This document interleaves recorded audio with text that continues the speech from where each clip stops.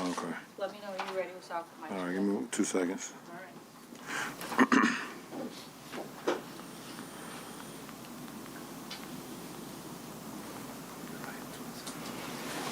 All right. All right, Mike. Hey, LeBron, the NBA TV cameras picked up the little exchange you had with Jabari Smith Jr. and then saw like the post-game photo with his dad, and him being on the Kings roster in the first game, and then you played against him 3 times your second year.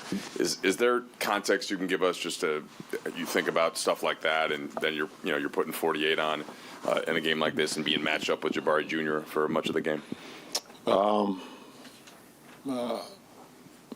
One made me feel extremely old.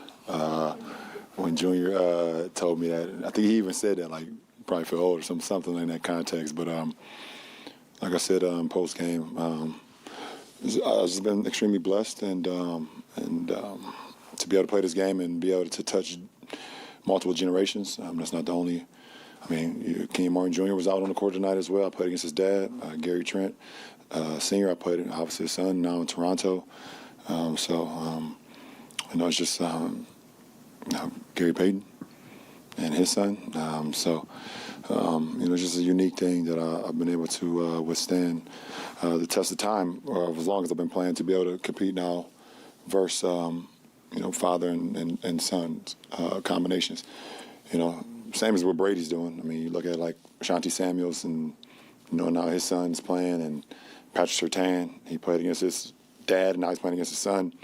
So just trying to keep up with the Bradys, I guess, not the Joneses. And then kind of along those lines, with Bronny being very close in age, right, to Jabari, is there a different kind of way that you can connect or understand, just thinking about your relationship with your son and that sure. Generation? Oh, absolutely. I can connect very easily. Having an 18-year-old son, in my house, and having a 19-year-old teammate sit right, next to me at the practice facility, at Max. So I can relate and understand both sides of the spectrum because I'm around it on a day-to-day basis. I have one about tonight and one about your tweet earlier. Tonight, you guys set a franchise record for only 2 turnovers in a game. Just you've been playing for so long. How rare and is that? And what does that say about your team connection tonight? It's very rare, and as a you always as a ball club want to kind of play in you want to kind of be in the 11 to 13 range if you can. That's kind of the range you want to be in, where taking care of the ball. You feel like if you're in 11 to 13 range, give yourself an opportunity to score, give yourself an opportunity to get shots up at the rim, and not allowing the team to get opportunities at the fast break. So, I look at the Rockets only had 7 fast break points, and for a team that's as young as they are, that's what they're really good at. So by us not turning the ball over, it allows us to set our defense. And you tweeted earlier this afternoon about just expressing frustration the way the last 2 games were officiated, and you echoed something you told us back in November, that refs have been telling you that, hey, I missed it or I didn't see it. Is there a solution you have in mind, or is there something that can be done that can make it better? Well, I don't know. I don't have the answer to it. But it's very, very frustrating to be able to put yourself in a position to win, and then you have 2 calls that could have helped you win ball games and back-to-back games not going your way. So, when you're in a win business, it can affect a lot of people. It can affect a lot of people's job security. It can affect a lot of things that's going on. And when you have an opportunity, you put yourself in a position to win. You want to feel like it's fair. LeBron, I think you had back-to-back baskets in the first half where you kind of looked to the crowd and told people that, you quoted, I think, a Pulp Fiction line, that you're a bad a bad man. When did you feel the rhythm tonight? And it feels like when you've played second nights of back-to-back so far this year, you've been able to kind of dial it up pretty quickly. Is there anything to that? It's kind of weird because I don't feel it. I was extremely exhausted today, extremely tired. Body was sore from the battle that we had yesterday versus Philly. But I guess once I step on the floor, for warm-ups and the crowd fills in, it's my job to go out and play, the best way I can. And I'm not going to be perfect. I'm not going to make every shot, but I just try to lock in on the job at hand. And I could have very easily took tonight off, but I don't feel like it was. I don't feel like the momentum of our ball club could use me taking a night off tonight. I don't feel like I wanted to sit on that loss with Philly last night. I wanted to kind of get that out of my taste buds and see if we can win a ball game tonight. So it was a complete team effort, and I just try to make plays.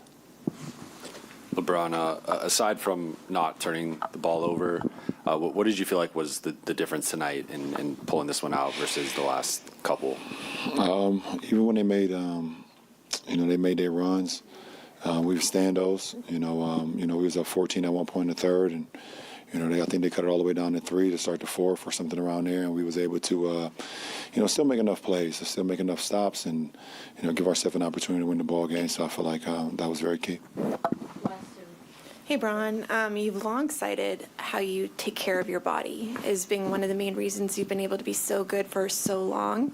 But I'm curious, has your unique ability to sort of outthink opponents and see things contributed to that as well? And when did you realize that you had that advantage? I knew that at a very young age that I had the ability to read the game before the game was even being played, or possessions, or being able to read plays ahead of time.